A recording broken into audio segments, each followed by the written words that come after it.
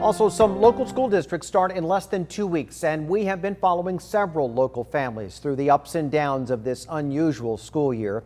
Our ABC 10 News reporter Melissa Messiha shows us how emotions have changed for parents as the start date for distance learning gets closer.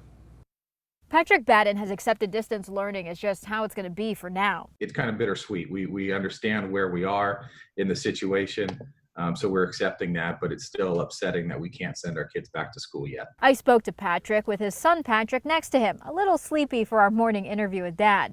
Patrick and his two sisters are in the Poway Unified School District, which plans to be all virtual through December. Knowing that, he's still looking for help.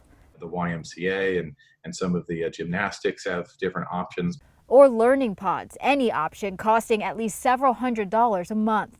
So regardless, no matter what you choose, there's going to be an extra person that would have to come and help you guys out. Has to be. You know, my wife and I both work full time, and even though we're in the same house, that almost makes it worse because we understand that our children need help but can't even provide it to them.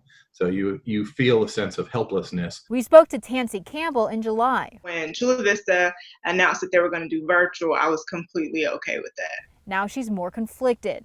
As long as they're social distance and properly monitored, maybe it would be okay.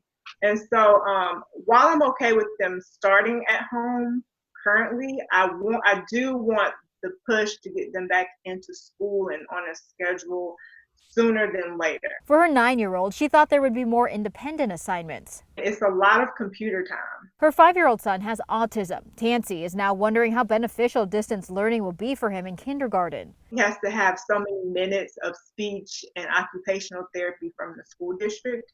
So I'm not sure how they're going to work that in. She's also noticed changes. Because of COVID, he's kind of reverted. He doesn't like to leave the house, and he doesn't like to put on anything other than his pajamas. If they're looking to see how distance learning went with other families, just ask Gina Chavez, whose kids started at Sweetwater 2 weeks ago. Day one was crazy. Day one with many more days to go. Melissa Messiha, ABC 10 News. I'm right there with him. I also don't like to leave the house and like to be in my pajamas. ABC 10 News has the entire section devoted to helping families navigate the challenges of getting back to school. You can click on Safely Back to School at the top of our homepage right there on 10news.com.